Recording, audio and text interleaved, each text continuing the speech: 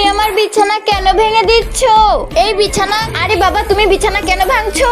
বোন এই বিছানায় শুতে পারে না, আমি চাই বোনের জন্য সুন্দর একটি বেড তৈরি করে দিব। মিথ্যা বলো না। চলো মা, তো সবার প্রথমে আমি এটা বের করে নিই,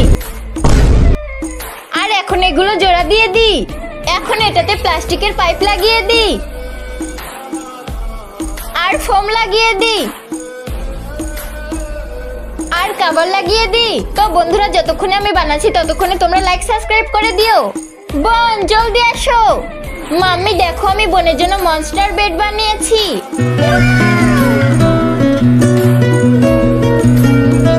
অনেক সুন্দর। আমি এটা এই জন্য বানিয়েছি কারণ বোন একা ঘুমাতে ভয় পায়, আর এখন এখানে খেলতে খেলতে ও ঘুমিয়ে পড়বে। ভাইয়া, এখানে খেলতে আমার অনেক মজা লাগছে। ভাইয়া আমাকে মাফ করে দাও। কোনো ব্যাপার না বোন।